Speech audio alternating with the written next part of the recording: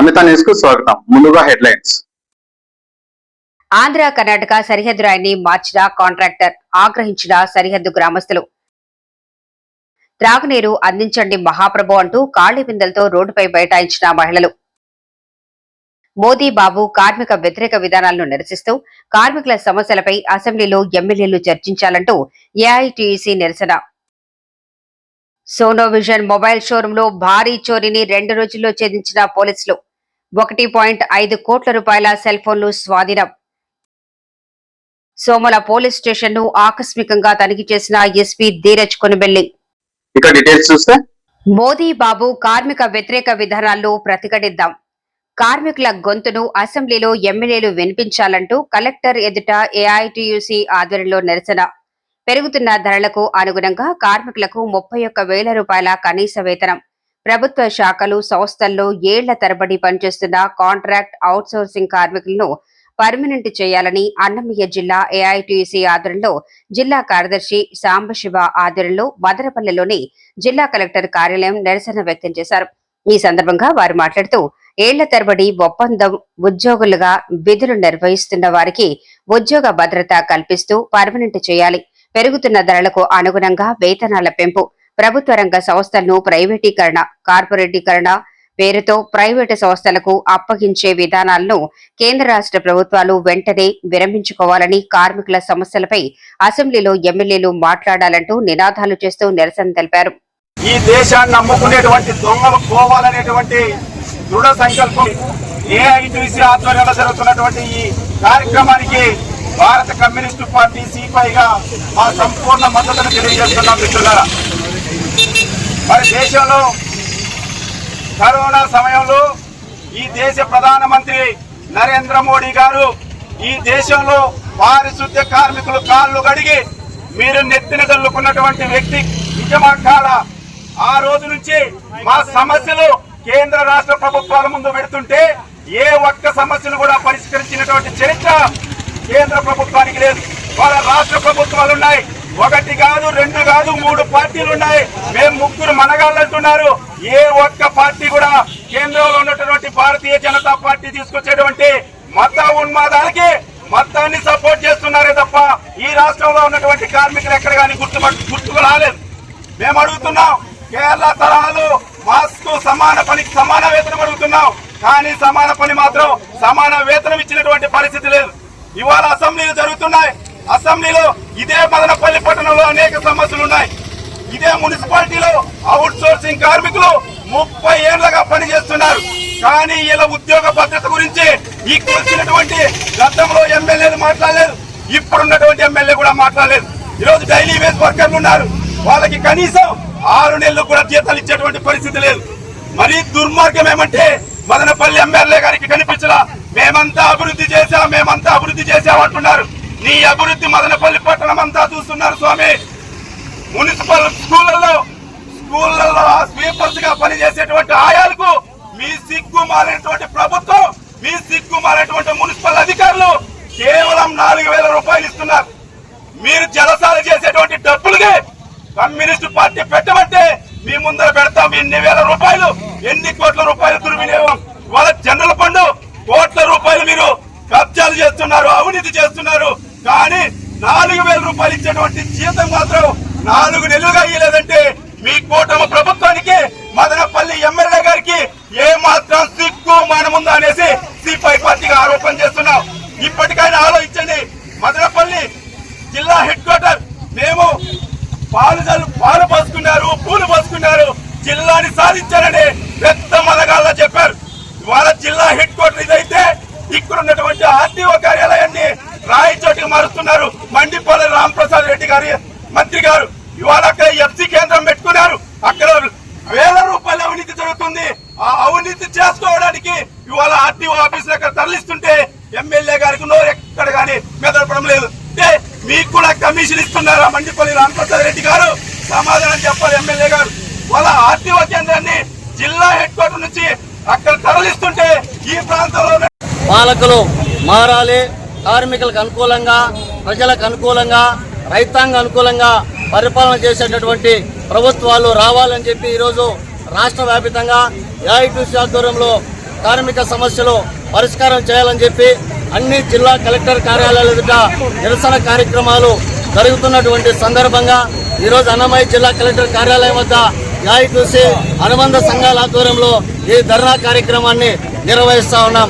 12 సంవత్సరాల పాలనలో మోడీ ప్రభుత్వం ఎన్నో సంవత్సరాలుగా కార్మిక వర్గం పోరాడి సాధించుకున్నటువంటి 44 కార్మిక చట్టాలను రద్దు చేసి వాటి స్థానంలో 4 లేబర్ కోడ్లు తెచ్చి దేశంలో కార్మిక వర్గం సంఘం పెట్టుకునేటువంటి హక్కు లేకుండా, కనీస వేతనాలు లేకుండా, బేరసారాలు అడిగే హక్కు లేకుండా కార్మిక వర్గం పైన దాడి చేసి కార్మిక వర్గ సేవను దోచుకునే ప్రయత్నం ఈరోజు చేస్తూ ఉంది. అటువంటి విధానాలు మానుకోవాలని రాష్ట్రంలో కూటమి ప్రభుత్వం ఎన్నికల సందర్భంగా కార్మిక వర్గానికి ఇచ్చేటువంటి హామీలన్నీ కూడా పరిష్కారం చేయాలని చెప్పేసి కనీస వేతనం పెరిగిన ధరలకు అనుగుణంగా 31,000 ఇవ్వాలని, 4 లేబర్ కోడ్లు రద్దు చేయాలని, ప్రభుత్వ రంగ పరిశ్రమల్లో పనిచేస్తున్నటువంటి contract, out sourcing, daily wages, third party workers ను అందరినీ కూడా రెగ్యులర్ చేయాలని చెప్పేసి సుప్రీంకోర్టు గైడ్లైన్స్ ఏదైతే వేతనాలు ఇవ్వమని చెప్పిందో ఆ వేతనాలన్నీ కూడా ఇవ్వాలని, ప్రభుత్వ రంగ పరిశ్రమల్లో ప్రైవేటీకరణ మానుకోవాలని, ఆటో హమాలీ వర్కర్స్ కు సంక్షేమ బోర్డు ఏర్పాటు చేయాలని, ప్రభుత్వ పాఠశాలలో పనిచేస్తున్న ఆయాలకు కేవలం 6,000 రూపాయలు ఇస్తా ఉన్నారు. ఇది ఏమాత్రం కూడా సరిపోదు. వాళ్ళకు కూడా కనీస వేతనాలు అమలు చేయాలని మదనపల్లి మున్సిపాలిటీలో డైలీ వేజ్ వర్కర్ని ఇటువంటి కార్మికులు, కర్షకులు మరి పనిచేసుకునేటువంటి వాళ్ళ సమస్యల పైన కనీసం పార్లమెంట్లో కానీ అసెంబ్లీ కానీ ప్రస్తావన వచ్చే పరిస్థితి లేదు. వాళ్ళపైన వీళ్ళపైన వాళ్ళు కొట్లాడుకోవడానికి సరిపోతాను. ఇక్కడ ఉన్నటువంటి రాష్ట్ర ప్రభుత్వం కూటమిగా ఏర్పడి కూటమి ప్రభుత్వం ప్రజా సమస్యలు కానీ, కార్మికుల సమస్యలు కానీ, లేకపోతే సామాన్యుల సమస్యల పైన నోరు మెదిపేటువంటి పరిస్థితి లేదు. ఈరోజు ఆదాని అంబానీ సంస్థలకు రెడ్ కార్పెట్ వేసి మొత్తం అప్పనంగా ప్రభుత్వ భూములు అమ్మేస్తున్నారు, ప్రభుత్వ రంగ సంస్థలు అమ్మేస్తారు. ఈరోజు విద్యుత్ శాఖకు సంబంధించినటువంటి బిల్లులు కట్టేటువంటి వ్యవస్థ ఉండేది. గ్రామీణ ప్రాంతాల్లో, పట్టణ మురికివాడల్లో మొత్తం అందరికీ పెద్ద పెద్ద ఫోన్లు లేవు కాబట్టి ఆఫీసుల్లో కట్టేవాళ్ళు. కానీ అది తీసేశారు. అంబానీకి, ఆదానికి మొత్తం కరెంటు సంస్థను అప్పచెప్పారు. ఇట్లాగా చెప్పుకుంటూ పోతే మొత్తం హోల్సేల్ గా అమ్మేసినటువంటి పరిస్థితి బీజేపీ. కనీసం కూల్ చేసుకునేటువంటి కార్మికులకు కూడా వేతనాలు లేవు. ఆర్టీసీ కానీ, లేదంటే స్కీమ్ వర్కర్స్ కానీ, లేదంటే మిగతా ఉన్నటువంటి హమాలీస్ కానీ మొత్తం ధరలు మాత్రం హనుమంతుని తోకలాగా పెరిగిపోతుంది కానీ ఆదాయం మాత్రం తగ్గిపోతుంది.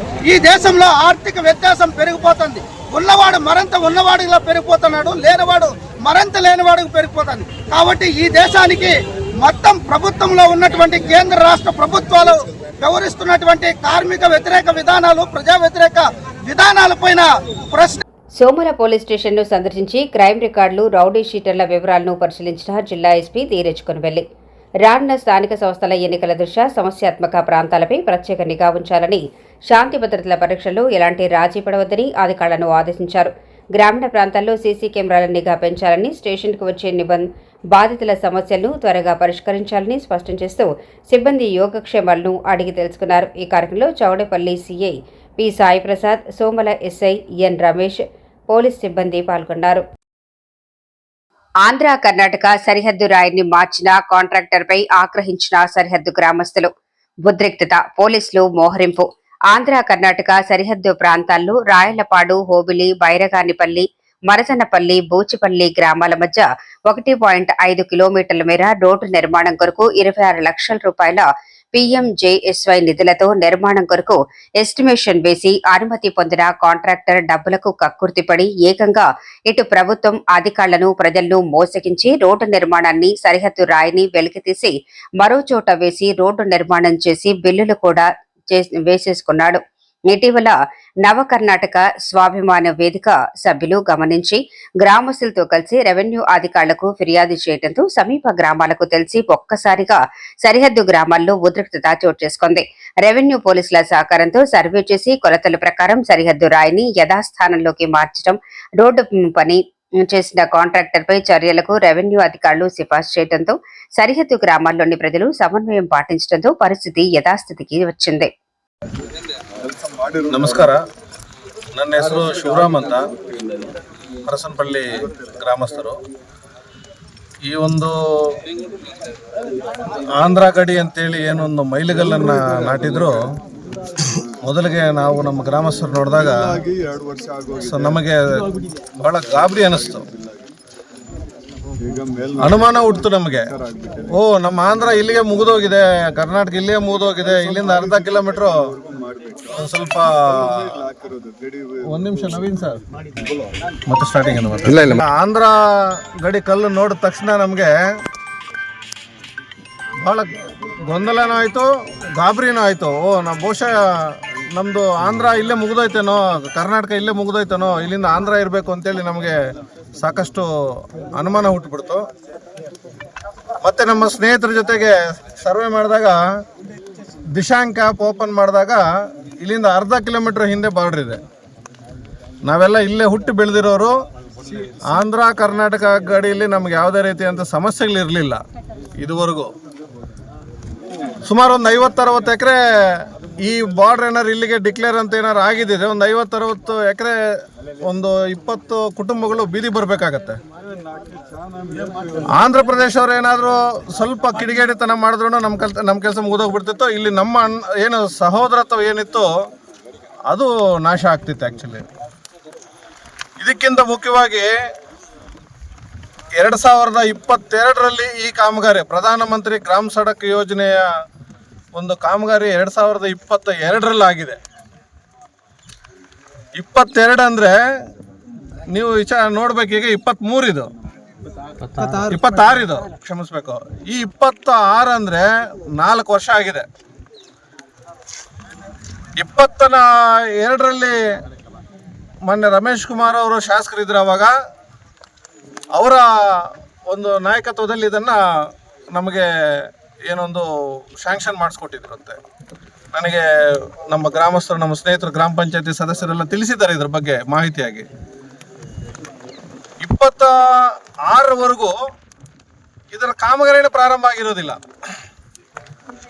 ಒಂದಷ್ಟು ಬುಲ್ಡೇಜರ್ನ ತರಿಸಿದ್ರು, JCBಗಳನ್ನ ತರಿಸಿದ್ರು, ಎಲ್ಲ ತರಿಸ್ಬಿಟ್ಟು ಫೋಟೋಗಳು ತಗೊಂಡು ಹೊರಟ್ಬಿಟ್ಟಿದ್ದಾರೆ. ರೋಡೇ ಇರಲಿಲ್ಲ. ಅದಾದ 2 ವರ್ಷಕ್ಕೆ ನಾವು ಮತ್ತೆ ಏನಪ್ಪ ರೋಡ್ ಆಗಲಿಲ್ಲ ಅಂತ ಗ್ರಾಮಸ್ಥರು ನಾವೆಲ್ಲ ಸೇರ್ಕೊಂಡು ಮಾತಾಡಿದಾಗ, ಏನೊಬ್ಬ ಪೂಜೆ ಮಾಡಿದ್ರು, ಎಲ್ಲ ಗಾಡಿಗಳದ್ದು ಫೋಟೋ ತೊಗೊಂಡ್ರು, JCBಯಿಂದ ಒಂದಷ್ಟು ಮಣ್ಣು ಹಾಕ್ಬಿಟ್ಟು ಹೊರಟ್ಬಿಟ್ಟಿದ್ದಾರೆ ಅನ್ನೋದು ನಮಗೆ ಬೆಳಕಿಗೆ ಬಂತು. ಮತ್ತು ಮಾಧ್ಯಮ ಮಿತ್ರರೊಂದಿಗೆ ಇದನ್ನು ಕೂಲಂಕುಷವಾಗಿ ಚರ್ಚೆ ಮಾಡಿ, ಯಾಕೆ ಕೆಲವೊಂದು ಎಕ್ಸ್ಪರ್ಟ್ಸ್ ಜೊತೆ ನಾವು ಮಾತಾಡಬೇಕಾಗತ್ತೆ. ನಾವೆಲ್ಲ ಮಾಹಿತಿ ತೊಗೊಂಡು ನಾವು ಒಂದು ಮಾಧ್ಯಮ ಪ್ರಕಟಣೆ ಕೊಟ್ಟ ಮೇಲೆ ಅವರು ಅಂದರೆ 2022ರಿಂದ ಈ ಕಾಮಗಾರಿ ಪ್ರಾರಂಭ ಮಾಡೋಕ್ಕೆ 4 ವರ್ಷಗಳು ಬೇಕಾಯಿತು. ನಾವು ಕೇಳಿಲ್ಲ ಅಂದರೆ ಪೂರ್ತಿ ಅದನ್ನು ಮಾಡ್ತಿರ್ಲಿಲ್ಲ. ಅದನ್ನು ಸಂಪೂರ್ಣ ಮುಚ್ಚಾಕೋ ಪ್ರಯತ್ನ ಮಾಡಿರೋದ್ರಿಂದ ನಾವು ಗ್ರಾಮಸ್ಥರು ಎಚ್ಚೆತ್ಕೊಂಡು ನಾವು ಅದನ್ನು ರಸ್ತೆ ಬೇಕು ಅಂತ ಹೇಳ್ಬಿಟ್ಟು ನಾವು ಒತ್ತಾಯ ಮಾಡಿದ್ದಕ್ಕೆ ನಮಗೆ ರಸ್ತೆ ಕಾಮಗಾರಿ ಪ್ರಾರಂಭ ಮಾಡಿರೋದಕ್ಕೆ ಸಂತೋಷ ಇದೆ. ಅವ್ರು ಅಟ್ಲೀಸ್ಟ್ 4 ವರ್ಷಗಳಿಗಾದ್ರೆ ಎಚ್ಚೆತ್ಕೊಂಡು ಮಾಡಿದ್ರಲ್ಲ ಅಂತ ಒಂದಷ್ಟು ಸಂತೋಷ ಇತ್ತು ನಮಗೆ. ಸಮಸ್ಯೆ ಎಲ್ಲಿಂದ ಬಂತು ಅಂದರೆ, ಪೂರ್ತಿ ಇಂಜಿನಿಯರ್ಗೆ ಈ ಪ್ರಧಾನಮಂತ್ರಿ ಗ್ರಾಮ ಸಡಕ್ ಯೋಜನೆ ಇಂಜಿನಿಯರ್ ಆದಂಥ JE ಆದಂಥ ಮಧುಸೂದನ್ ಅವ್ರದ್ದು ನಂಬರ್ ಸಿಕ್ತು ನಮಗೆ. ಅವ್ರು ಕರೆ ಮಾಡಿದ್ರೆ, ಸರ್ ಇನ್ನೂ ಆರ್ಡ್ರ್ ಆಗಿಲ್ಲ ಸರ್ ಅಂತಾರೆ.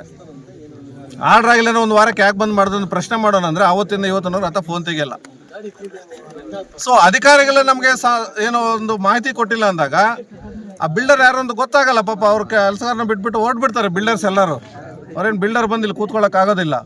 ಅವ್ರು ಏನಿದೆ ವ್ಯವಹಾರಕ್ಕೆ ನೋಡ್ಕೊಂಡು ಹೋಗ್ತಾರೆ. ನಾವು ಕೂಲಿ ಕೆಲಸಗಾರನ ಕೇಳಿದ್ರೆ ಅಣ್ಣ ನಮಗೇನು ಗೊತ್ತು ಅಂತ ಕೇಳ್ತಾರೆ. ಪಾಪ ಅವ್ರ ಮೇಲೆ ನಾವೇನು ಒತ್ತಡ ಹಾಕೋಕ್ಕಾಗ್ತಿರ್ಲಿಲ್ಲ. ಏನೋ ಮಾಡಿದ್ದಾರೆ ಬಿಡಿ ಅಂತ ಹೇಳ್ಬಿಟ್ಟು ನಾವು ಸುಮ್ಮನೆ ಆಗ್ಬಿಟ್ರೆ ಲಾಸ್ಟ್ಗೆ ಈ ಗಡಿ ಕಲ್ಲನ್ನು ಆ್ಯಕ್ಚುಲಿ ಒಂದು ಹೊಸದು ಹಾಕ್ಬಿಟ್ಟಿದ್ರೆ ನಮ್ಗೆ ಇಷ್ಟು ತಕರಾರು ಇರ್ತಿರ್ಲಿಲ್ಲ. ಆಮೇಲೆ ಇದು ಆಂಧ್ರ ಗಡಿ ಅಂತ ಹಾಕಿದಂತೂ ಮಹಾ ಅಪರಾಧ ಅಂತ ಹೇಳ್ಬಿಟ್ಟು ನಮಗೆ ಅನ್ಸುತ್ತೆ. ಹಳ್ಳಿ ಜನಕ್ಕೆ ಒಬ್ಬ ಬಿಲ್ಡರ್ಸು ಅಷ್ಟು ಇಂಜಿನಿಯರಿಂಗ್ ಮಾಡಿರೋರು ಅಷ್ಟು ದೊಡ್ಡ ಅಧಿಕಾರಿಗಳಿಗೆ ಗೊತ್ತಾಗಲ್ವಾ? ಸೊ ಅಧಿಕಾರಿಗಳ ಒಂದು ಸಹಕಾರ ಇಲ್ಲದೆ ಒಬ್ಬ ಬಿಲ್ಡರ್ ಏನು ಮಾಡೋಕ್ಕಾಗೋದಿಲ್ಲ. ಅವರು ಇದರಲ್ಲಿ ಇನ್ವಾಲ್ವ್ ಆಗಿದ್ದಾರೆ. ಎಲ್ಲದಕ್ಕಿಂತ ರಾಮಂಜನಪ್ಪ ಅಂತ ಮಾತಾಡ್ತೀವಿ. ನವ ಕರ್ನಾಟಕ ಸ್ವಾಭಿಮಾನ ವೇದಿಕೆ ಸಂಸ್ಥಾಪಕ ರಾಜ್ಯಾಧ್ಯಕ್ಷರಿಗೆ. ಇವತ್ತು ನಮ್ಮ ಕೋಲಾರ ಜಿಲ್ಲೆ ಶ್ರೀನಿವಾಸಪುರ ತಾಲೂಕು ಗಡಿ ಭಾಗ ಅಂದರೆ ಸರಹದ್ದು ಅಂತೀವಿ ನಾವು. ಈ ಒಂದು ಭಾಗದಲ್ಲಿ ಕರ್ನಾಟಕ ಮತ್ತು ಗಡಿ ಆಂಧ್ರ ಸಂಬಂಧಪಟ್ಟ ಹಾಗೆ ಒಂದು ಕಲ್ಲಂತೂ ನಾಟಿ ಮಾಡಿದ್ದಾರೆ. ಆ ಒಂದು ಕಲ್ಲನ್ನು ರಸ್ತೆ ರಸ್ತೆ ಅಗಲೀಕರಣ ಮಾಡಲಿಕ್ಕೆ ಸಂದರ್ಭದಲ್ಲಿ ಆ ರಸ್ತೆ ಗುತ್ತಿಗೆದಾರರಾಗಿರ್ಬೋದು ಅಥವಾ ಆ ಏನು ಗುತ್ತಿಗೆ ಮಾಡಲಿಕ್ಕೆ ಅವಕಾಶ ಕೊಟ್ಟಂತ ಏನು ನಮ್ಮ PWD ಇಲಾಖೆ ಆಗಿರ್ಬೋದು ಅಥವಾ NPD ಇಲಾಖೆ ಆಗಿರ್ಬೋದು, ಯಾವುದೇ ಡಿಪಾರ್ಟ್ಮೆಂಟ್ ಅವರು ಸರಿಯಾಗಿ ಎಸ್ಟಿಮೇಟ್ ಮಾಡಿದ್ದೇನೆ, ಸರಿಯಾಗಿ ಅದು ಎಷ್ಟು ಅಳತೆ ಕೊಟ್ಟಿದ್ದೀರೋ ಅಷ್ಟೇ ಕಾಂಟ್ರಾಕ್ಟ್ ಕೆಲಸ ಮಾಡಬೇಕಾದ ಗುತ್ತಿಗೆದಾರ ನೆನಪು ಮಾಡಿದ್ದಾರೆ. ಅಂದರೆ ಆ ಏನು ಲಾಸ್ಟ್ ಗಡಿ ಭಾಗದಲ್ಲಿ ಏನು ಗುತ್ತಿಗೆ ಸಂಬಂಧಪಟ್ಟಂಗೆ ಏನು ನಮ್ಮ ಕಲ್ಲು ನಾಟಿ ಮಾಡಿದ್ದಾರೆ ಆಂಧ್ರ ಮತ್ತು ಗಡಿ ಭಾಗದ ಕಲ್ಲು, ಅದನ್ನ ಕಿತ್ತು ಒಳ್ಳೆ ಭೂಮಿಯಲ್ಲಿ ಆಗಿದ್ದು ತುಂಬ ದುರಂತ ಅನ್ಕೊಂತೀನಿ ನಾನು.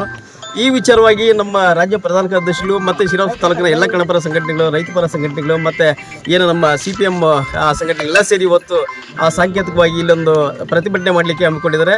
ಈ ರೀತಿಯಾಗಿ ಮುಂದಿನ ದಿನಗಳಲ್ಲಿ ನಮ್ಮ ಕರ್ನಾಟಕ ಆಂಧ್ರ ಏನು ಗಡಿ ಭಾಗ ಸೌಹಾರ್ದವಾಗಿ ನಾವೆಲ್ಲ ಅಣ್ಣ ತಮ್ಮಂದರಾಗಿ ನಾವು ಜೊತೆಲಿ ಸಾಗಬೇಕಾಗತ್ತೆ. ಹಾಗಾಗಿ ಈ ಒಂದು ಏನು ಶ್ರೀರಾಮಪುರ ತಾಲೂಕು ಗಡಿ ಭಾಗ ಏನು ಮರಸನಪಲ್ಲಿ ಅನ್ನೋ ಗಡಿ ಭಾಗದಲ್ಲಿ ಈ ಥರ ಸಮಸ್ಯೆ ಆಗಿದೆಯೋ ಇದನ್ನ ಕೂಲಂಕುಷ ತನಿಖೆ ಮಾಡಬೇಕು. ಸಂಬಂಧಪಟ್ಟ ಜಿಲ್ಲಾಧಿಕಾರಿಗಳಾಗಿರ್ಬೋದು ಅಥವಾ PWD ಇಲಾಖೆ ಆಗಿರ್ಬೋದು ಮತ್ತೆ ಸಂಬಂಧಪಟ್ಟ ತಹಶೀಲ್ದಾರ್ ಆಗಿರ್ಬೋದು, ಇದನ್ನ ತನಿಖೆ ಮಾಡಿ ಕೂಲಂಕುಷವಾಗಿ ಆ ವರದಿ ಏನು ನಮ್ಮ ಗುತ್ತಿಗೆದಾರನ ಲೈಸೆನ್ಸ್ ಕ್ಯಾನ್ಸಲ್ ಮಾಡಬೇಕು ಮತ್ತೆ ಅವರಿಗೆ ತಕ್ಕ ಶಿಕ್ಷೆ ಆಗಬೇಕು. ಮತ್ತೆ ಆ ಲೈಸೆನ್ಸ್ದಾರ ಹೋಲ್ಡ್ರು ಯಾರು ಆ ಗಡಿ ಕಲ್ಲನ್ನು ತೆಗೆದಿದನೋ ಅಂಥವ್ರ ಮೇಲೆ ಕ್ರಿಮಿನಲ್ ಮುಖ್ಯತ್ವ ದಾಖಲೆ ಮಾಡ್ಬೇಕಂತ ನಿಮ್ಗೆ ಹೇಳಕ್ಕೆ ಇಷ್ಟಪಡ್ತೇನೆ. ಇದೇ ರೀತಿಯಾಗಿ ಈಗ ಆಗಿ ಘಟನೆ ಆಗಿ 3-4 ದಿವಸ ಆಗಿದೆ ಅಂತ ನಮ್ಮ ಗಮನಕ್ಕೆ ಬಂದಿದೆ. ಯಾಕಂತಂದ್ರೆ ನಾನೊಬ್ಬ ರಾಜ್ಯಾಧ್ಯಕ್ಷನಾಗಿ ಮುಂದಿನ ದಿನಗಳಲ್ಲಿ ಇದನ್ನೇನಾದರೂ ಸರಿಯಾಗಿ ಕೂಲಂಕುಷವಾಗಿ ತನಿಖೆ ಮಾಡಿ ವರದಿ ಕೊಡಲಿಲ್ಲ ಅಂತ ಪಕ್ಷದಲ್ಲಿ ರಾಜ್ಯಾದ್ಯಂತ ಇಡೀ ನಮ್ಮ ಕನ್ನಡ ಪರ ಸಂಘಟನೆಗಳೇನಿದ್ರು ಎಲ್ಲರನ್ನೂ ಇಡೀ ನಮ್ಮ ಶ್ರೀರಾಮಪುರ ತಾಲೂಕಲ್ಲಿ ನೆಲೆಗೊಂಡು ಸಾಂಕೇತಿಕವಾಗಿ ನಾವು ಪ್ರತಿಭಟನೆ ಮಾಡೋ ಮುಖಾಂತರ ತಪ್ಪಿಸಿದ ಮೇಲೆ ದೂರ ದಾಖಲಿಬೇಕಂತ ನಾವು ಒತ್ತಾಯ ಮಾಡ್ತೀವಿ ಅಂತ ಈ ಮೂಲಕ ಹೇಳಕ್ಕೆ ಇಷ್ಟಪಡ್ತೀನಿ. తాగునీటి సమస్య పరిష్కరించాలని ఖాళీ బిందెలతో మహిళలు రోడ్డుపై బైఠాయింపు. నిమ్మనపల్లి మండలం వెంగంవారిపల్లి పంచాయతీ పరిధిలోని సయ్యద్పేట గ్రామంలో త్రాగునీటి సమస్యను పరిష్కరించాలని కోరుతూ అధికారులకు పలుమార్లు విన్నవించినా స్పందించలేదని గ్రామ ప్రజలు, మహిళలు మంగళవారం నిమ్మనపల్లి కందూరు ప్రధాన రహదారిపై ఖాళీ బిందెలతో బైఠాయించి నిరసన వ్యక్తం చేశారు. ఈ సందర్భంగా గ్రామస్తులు మాట్లాడుతూ గ్రామంలో సుమారు 200 కుటుంబాలు వారు నివసిస్తున్నామని, గత వారం రోజులుగా గ్రామానికి త్రాగునీరు అందించే బోరు పనిచేయకపోవడంతో తీవ్రమైన నీటి ఎద్దడి ఏర్పడిందని, నిత్యావసరాలకు కూడా నీరు దొరకక తీవ్ర ఇబ్బందులు పడుతున్నామని అధికారులకు తెలిపినా స్పందన లేదని ఆవేదనతో తప్పనిసరి పరిస్థితుల్లో రోడ్డుపైకి వచ్చి నిరసన తెలపాల్సి వచ్చిందన్నారు. ధర్నా విషయం తెలుసుకున్న ఎంపీడీఓ ఫక్రుద్దీన్, ఏవో రమేష్ బాబు వెంటనే ఘటనా స్థలానికి చేరుకుని గ్రామస్తులకు త్రాగునీటి సమస్యను త్వరితగతిన పరిష్కరిస్తామని వారు స్పష్టమైన హామీ ఇవ్వడంతో గ్రామస్తులు శాంతించి నిరసనను విరమించారు. ఏ ఊరు మీరు? ఏం పేరు పేరు?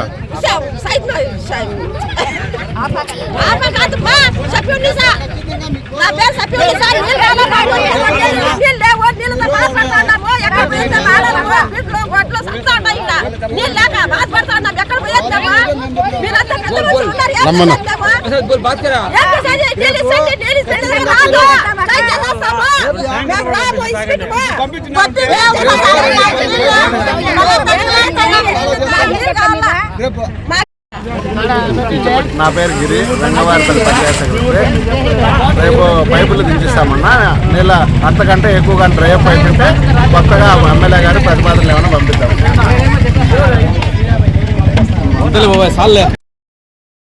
సోనో విజన్ మొబైల్ షోరూమ్ లో 1.5 కోటి రూపాయల సెల్ ఫోన్లు చోరీని 2 రోజుల్లోనే ఛేదించిన తిరుపతి పోలీసులు. తిరుపతి సోనో విజన్ షోరూమ్ లో జరిగిన భారీ చోరీ కేసును ప్రతిష్టాత్మకంగా దర్యాప్తులో బంగ్లాదేశ్ సరిహద్దుల్లో దొంగతనాలకు పాల్పడే సమయంలో వాడే ప్రత్యేక పద్ధతిలో చోరీకి పాల్పడినట్లు పోలీసులు గుర్తించి జార్ఖండ్, నాగ్పూర్ ప్రాంతాలకు చెందిన వివిధ బృందాల సహకారంతో దర్యాప్తు నిందితుల నుంచి 1.50 కోట్ల విలువైన 195 మొబైల్ ఫోన్లు, 5 యాపిల్ ట్యాబ్స్ స్వాధీనం చేసుకున్నట్లు వెల్లడించిన పోలీసులు.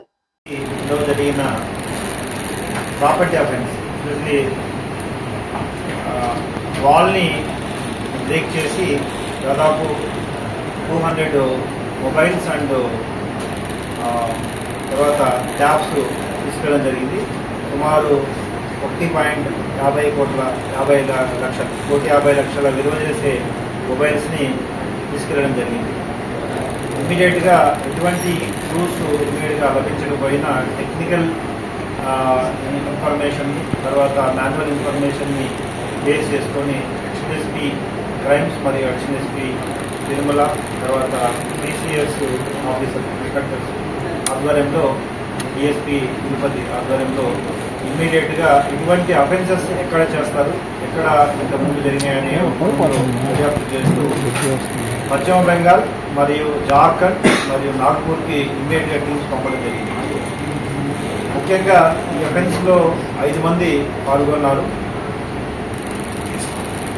టీమ్స్ అక్కడ వెస్ట్ బెంగాల్ మరియు జార్ఖండ్ బార్డర్లో, ముఖ్యంగా జార్ఖండ్ షోహబ్గంజ్ జిల్లా మరియు పశ్చిమ బెంగాల్ ముర్షిదాబాద్ డిస్టిక్లో ఎక్కువగా అక్కడ ఆఫీసర్స్తో కోఆర్డినేట్ చేసుకోవడం. ఈ అఫెన్సెస్ ఎక్కువగా ఇక్కడ ముందు జరిగిన అఫెన్సెస్ అన్నీ కూడా మాల్దా మీదుగా నేపాల్ లేదా బంగ్లాదేశ్కి ఎక్కువగా తరలించారు. దాన్ని బేస్ చేసుకొని ఇక్కడ వచ్చిన టెక్నికల్ ఇన్ఫర్మేషన్ని పూర్తిగా అనలైజ్ చేసి ఆలం షేక్ అనే వ్యక్తిని గుర్తించడం జరిగింది. ఆలం షేక్ అనే వ్యక్తి షోహబ్గంజ్ of west Bengal.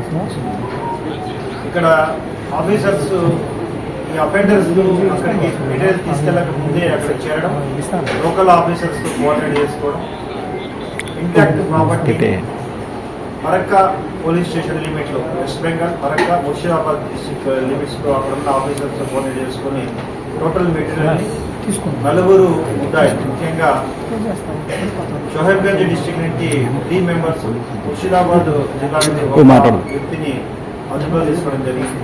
Total material కూడా మళ్ళీ అక్కడ లోకల్ మ్యాజిస్ట్రేట్ యొక్క వారెంట్ తీసుకొని ట్రాన్సిట్ వారెంట్ ద్వారా ఇక్కడికి తీసుకోవడం జరిగింది. టోటల్ మెటీరియల్ అంతా కూడా ఇంటాక్ట్ రికవర్ చేయడం కూడా జరిగింది. ఈ అఫెన్స్లో ఆఫీసర్స్ అందరూ కూడా చాలా డెడికేటెడ్గా పనిచేయడం జరిగింది. అందులో ఈ ఆలం షేక్కి ఆశ్రయం ఇచ్చిన వ్యక్తి ఇక్కడ కూడా ఒక వ్యక్తిని పట్టుకోవడం జరిగింది. అతని దగ్గర కూడా 20 మొబైల్స్ వరకు రికవర్ చేయడం కూడా జరిగింది. టోటల్గా ఈ అఫెన్స్లో ద్వారా ముఖ్యంగా టెక్నాలజీని ఎక్కువగా షాప్స్ అంటే వాల్యూ ఉన్న షాప్స్, ముఖ్యంగా సోనీ విజన్ కానీ గోల్డ్ షాప్స్ కానీ ఇవన్నీ కూడా టెక్నాలజీని అప్గ్రేడ్ చేసుకోవడం అవసరం ఉంది. సీసీ కెమెరాస్ కానీ లేదా ఇంకా అలారంని పూర్తిగా అలర్ట్ చేయడం కానీ ఉండాలి. ఈ అఫెన్స్ ద్వారా జిల్లాలో ఉన్న మేజర్ ఇన్స్టాలేషన్స్ అన్నింటినీ కూడా ఒక మీటింగ్ పెట్టి వాటిని కూడా ఖచ్చితంగా అలర్ట్ చేయడం జరుగుతుంది. తిరుపతి జిల్లాలో దాదాపు 1,50,00,000 ప్రాపర్టీ టెలిఫోన్స్ని ఇక్కడ నుంచి వెస్ట్ బెంగాల్ బార్డర్కి తీసుకెళ్లి బంగ్లాదేశ్కి తరలిస్తుండగా, మాల్దా ఏరియాలో తరలిస్తుండగా మరక్కా పోలీస్ స్టేషన్ నుండి వారికంటే ముందే పోలీసు వారు టెక్నికల్ ఆధారాల ద్వారా చేరుకొని టోటల్ ప్రాపర్టీని రికవరీ చేసి మళ్ళీ తిరుపతి జిల్లాకు తీసుకొచ్చి సోనీ విజన్ వారికి అప్పచెప్పడంలో ప్రముఖ పాత్ర పోషించిన ఆఫీసర్స్ అందరూ, ముఖ్యంగా additional SP crimes, additional SP Tirumala and DSP Tirupati team, CCS team అందరినీ కూడా అభినందించడం జరుగుతుంది. తప్పకుండా తిరుపతి జిల్లా పోలీస్ రాబోయే రోజుల్లో ఇటువంటి అఫెన్సెస్ అన్నింటినీ కూడా జరగకుండా ముందు ప్రికాషన్స్ తీసుకోవడం, జరిగితే తప్పకుండా వాటిని రికవరీ చేయడంలో ముందుంటామని తెలియజేస్తున్నాం. Thank you.